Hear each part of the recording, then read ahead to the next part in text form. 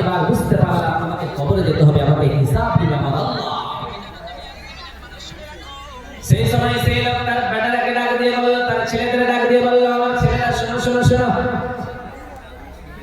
আমি যখন মারা যাব তখন তোমরা আমার ওসিয়ত অনুযায়ী তোমরা কাজ করবা, বাড়তি তোমরা কিছুই করতে যাবা না। আমি তোমাদেরকে যেটা ওসিয়ত করতেছিলাম আমার ছেলেরা, তোমরা সেই অনুযায়ী কাজ করবা। তার সমস্ত ছেলেগুলিকে যখন ডাক দিল সবাই আসলো।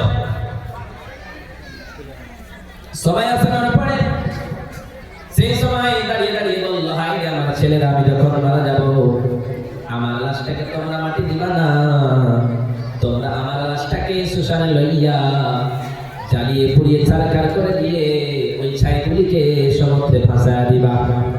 ওই ছাইগুলিকে তোমরা হাওয়ায় উড়িয়ে দিবা, যাতে করে আমার আল্লাহ ধরতে না পারে। কারণ আমার আল্লাহ যদি ধরতে পারে কাল কিয়ামতের মাঠে মুসিবতের দিন আমাকে ছাড় দেবে না। কারণ আল্লাহ দুনিয়ার জমিনে মানুষকে ছাড় দেয়, কখনোই ছেড়ে দেয় না। কারণ রব্বুল আলামিন যখন ছাড় দিয়েছে ছেড়ে যাবে না। অতএব যদি আমাকে কাল কিয়ামতের মাঠে ধরে তাহলে আমি আসামের কাঠ করে দাঁড়িয়ে যাব। অতএব আমার ছেলেরা রে, তোমরা আমাকে কি করবা, সুন্দর করে জ্বালিয়ে ছাইগুলিকে এরকম করে ছুটা দিবা। যখন লোকটা মারা গিয়েছে সঙ্গে সঙ্গে তার ছেলেরা ওই তার বাবার লাশটাকে কাঁধের উপরে নিয়েছে। কাঁধের উপরে নিয়ে আনার পরে ওই শ্মশানে গিয়েছে। সেখানে যাওয়ার পরে সুন্দর করে তাকে জ্বালিয়েছে, ছারখার করে দিয়েছে। ছারখার করানোর পরে তার বাবার ছাইগুলিকে যেন দুনিয়ার জমিনের হাওয়াকে বলল, হাওয়ায় উড়িয়ে দিল ছাইগুলি। দ্বিতীয়ত সে হাওয়ার ছাইগুলিকে সমুদ্রে ভাসিয়ে দিল। তার বাবার সমস্ত রাগগুলি শেষ হয়ে গেল, তার বাড়ি ফিরে চলে এসেছে। এবার রব্বুল আলামিন ছাইকে বলছে, হাওয়া রে, ও হাওয়া, তোর জমিনে যেগুলি ছাই দিয়েছে সমস্ত রাগগুলিকে জমা করে দে। এবার তোর যেগুলি সমস্ত সমুদ্র রে, তোর কাছে যেগুলি ছাই দিয়েছে রাগগুলি দিয়েছে সমস্তগুলিকে একত্রিত করে দে। সমস্তগুলিকে একত্রিত করা হলো। একত্রিত করানোর পরে তাকে মানুষ রূপে বানানো হলো। আবার মানুষ রূপে বানানোর পরে তাকে জিজ্ঞাসা করা হলো, আল্লাহর বান্দা বলো বলো বলো, তুমি এই কাজটা কেন করেছিলা বলো।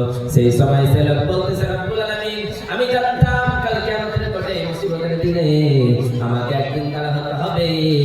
আমি আল্লাহ বলে ভয় আমার অন্তরে এসেছিল। আল্লাহ বলে যখন ভয় এসেছে কাজটা করেছি রে মাওলা। রব্বুল আলামিন বলতেছে, হায় আমার বান্দা, ওরে আমার গোলাম, শোনো শোনো শোনো শোনো, তুমি যখন আমাকে বলে ভয় করেছো আমার অন্তরে, তোমার অন্তরে আল্লাহর ভয় রেখেছো। যখন তোমার অন্তরে আল্লাহর ভয় রেখেছো তখন শুনে রাখো, আমি আল্লাহ তোমাকে মাফ করে জান্নাতে দিয়ে দিলাম। নারে তাকবীর! আল্লাহ মাফ করতে পারে, আল্লাহ ক্ষমা করতে পারে। শুধুমাত্র অন্তরে ভয় নিয়ে আল্লাহর কাছে চাইতে হবে। যদি আপনার অন্তরে আল্লাহর ভয় না থাকে তাহলে আল্লাহ বড় বড় বিপদ থেকে আপনাকে বাঁচাতে পারে। কেউ বাঁচাতে পারবে না, যেটা কেউ পারে না সেটা পারে আমার আল্লাহ। তাই রব্বুল আলামিন বলেন, মাইয়াত্তাকিল্লাহ ইয়াজআল লাহু মাখরাজা ওয়া ইয়ারযুকুহু মিন হাইসু লা ইয়াহতাসিব। রব্বুল আলামিন বলেন, দুনিয়ার মানুষেরা রে, আমি আল্লাহ তোমাদেরকে বিপদ থেকে উদ্ধার করে দিই। তোমরা যদি আল্লাহ বলে ভয় করো তোমাদেরকে অনেক অনেক বিপদ থেকে আমি আল্লাহ বাঁচায় নেব। তোমরা যতই বড় বিপদে পড়ো না কেন, আমি আল্লাহর অন্তরে যদি তোমার ভয় থাকে তাহলে তোমাকে সেই বিপদ থেকে উদ্ধার করে নেব। তোমাদেরকে আমি এমন খাবার দেব, এমন রিজিকের ব্যবস্থা করে দেব, তোমাদের কেউ যেটা পারে না সেটা আমি আল্লাহ পারি। তাই তো বিশ্বনবী সাল্লাল্লাহু আলাইহি ওয়াসাল্লাম বর্ণনা করেন, বিশ্বনবী সাল্লাল্লাহু আলাইহি ওয়াসাল্লাম বলেন, বনী ইসরাঈলের 3 লোক রাস্তায় বের হয়েছে, সফরে বের হয়েছে। যখন সফরে বের হয়েছে সঙ্গে সঙ্গে এমন বৃষ্টি, ঝড় তুফান চলে এসেছে। কি এসেছে? ঝড় তুফান আসতে শুরু হয়েছে। ওরা যখনই সফরে বের হয়েছে তখনই ঝড় যখন চলে এসেছে, বৃষ্টির বন্যা হয়েছে, তখন তারা এবার চিন্তা করেছে, হায় রে, এখান থেকে বাঁচার কি কোনো রাস্তা আছে আমাদের? তারা 3 জনে মনে করলেন, হায় আমাদের বাঁচার তো জায়গা নেই, তাহলে আমরা যদি বাঁচতে চাই তাহলে গর্তে লুকাতে হবে, নচেৎ গাছের উপরে দাঁড়াতে হবে। গাছের নিচে একটা গর্ত দেখতে পেয়েছে, ওই গর্তের নিচে তারা দাঁড়িয়ে গিয়েছে। যেমন গর্তের ভিতরে ঢুকেছে বিশাল একটা পাথরের খণ্ড এসে ওই গর্তের মুখে এসে লেগে গিয়েছে, ওই গর্তের মুখে এসে পাথরটা লেগে গিয়েছে। এবার যখন বৃষ্টি থেমে গিয়েছে, এবার তো তারা বের হবে। ওরা তো সারা জীবন থাকবে না, থাকবে ভাই? থাকবে না। ওরা যদি সেখানে সারা জীবন না থাকে, তাহলে ওরা কি করে থাকবে ওখানে? এবার তারা তিনজনের শক্তি লাগালো, তবে পুরো শক্তি লাগায়া বলতেছে, হাই রে চেষ্টা কি? তিনজনে সেখানে বাধা পড়লো। তিনজনে যখন বাধা পড়েছে, বা তারা পুরো শক্তি লাগায় সেখান থেকে বাঁচার চেষ্টা করে, কিন্তু তারা পারে না।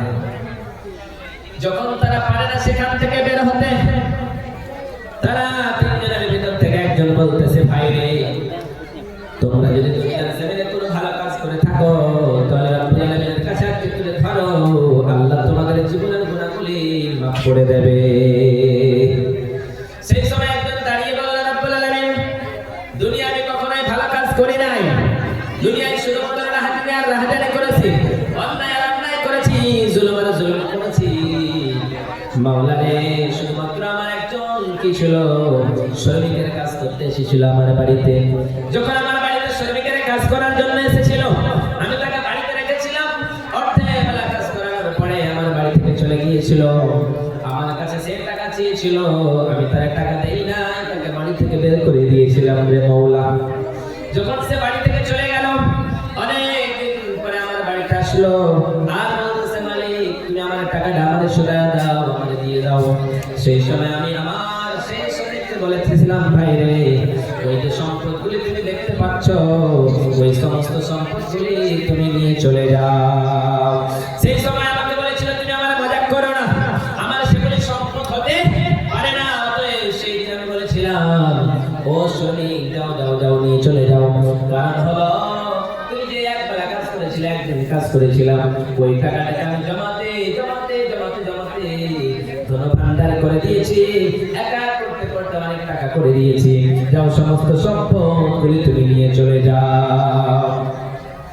রব্বুল আলামিন, আমি যদি চাইতাম সম্পদগুলি নিয়ে নিতে পারতাম, সমস্ত সম্পদগুলি ভক্ষণ করতে পারতাম, কিন্তু শুধুমাত্র তোমার ভাইয়ের মাওলা, ও বিশাল আকাশের মালিক, বিশাল জমিনের মালিক, বিশাল পর্বতের মালিক, ও বিশাল পাহাড়ের মালিক, আজকে আমাকে এই বিপদ থেকে আমার উদ্ধার করে দাও রে মাওলা। আজকে তুমি যদি আমার না উদ্ধার করে দাও রে মাওলা, কেউ উদ্ধার করতে পারবে না। অতএব মাওলা, তোমার দরবারে হাত বাড়িয়েছি রে মাওলা, তুমি যদি আমাদের না বাঁচাও, কেউ বাঁচাতে পারবে না রে মাওলা। যেমনি লোকটা আল্লাহর কাছে শরণ করলো, সঙ্গে সঙ্গে তিন খণ্ড পাথরের ভিতর থেকে একদিকটা সাইড হয়ে যেন সরে গেল। সেই সময় এই একজন হয়ে গেল, দ্বিতীয়জন আবার বলতেছে, ও ভাইয়া তুমি কি কোনো কাজ করেছো নাকি? দ্বিতীয়জন দাঁড়িয়ে বলল, দুনিয়া আমি ভালো কাজ করেছি বলে মনে হয় না, কিন্তু একটাই ভালো কাজ করেছিল মাওলা। আমার গ্রামে একটা ছোট বোন ছিল, আমার কাছে টাকার জন্য এসেছিল।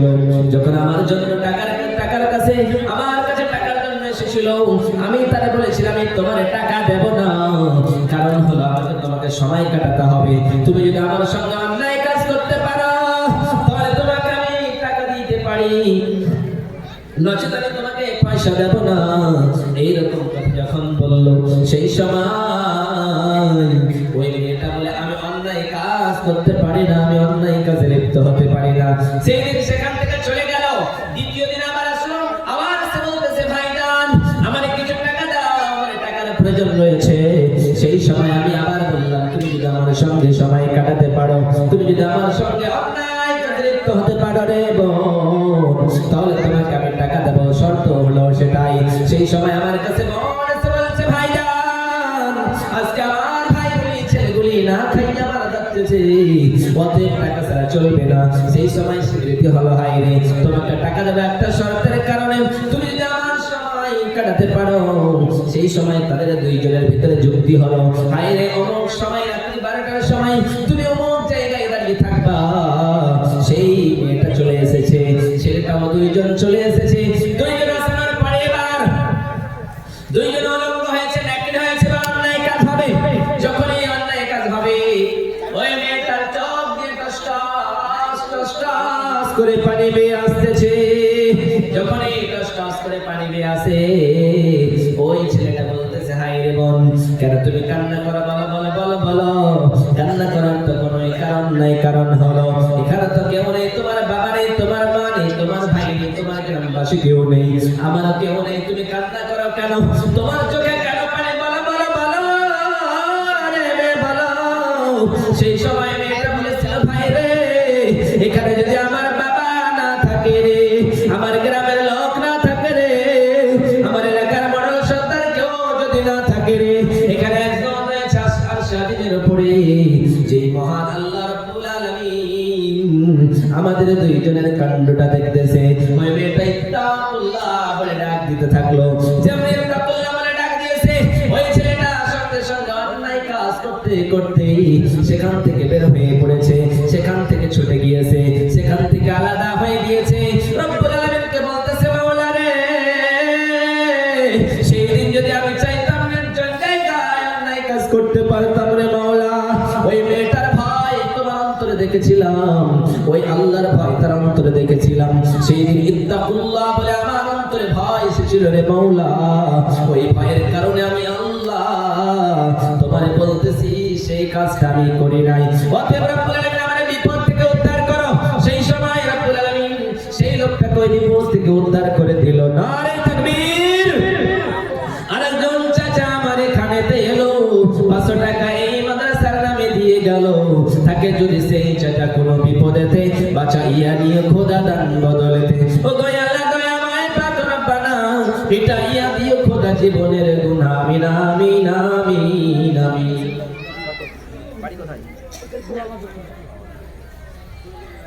আরেকজন ভাই আমার এখানে এলো, 300 টাকা এই মাদ্রাসার নামে দিয়ে গেল। তাকে যদি সেই ভাই কোনো বিপদেতে বাঁচাইয়া নিয়ে খোদা দান বদলেতে, আমিন আমিন আমিন। তাহলে দুইজন হলো তাকওয়ার কথা জিজ্ঞাসা করলে, আল্লাহ আমি যদি চাইতাম অন্যায় কাজ করতে পারতাম, কিন্তু তোমার ভয় করি নাই।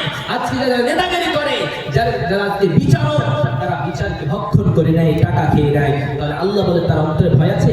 নেই।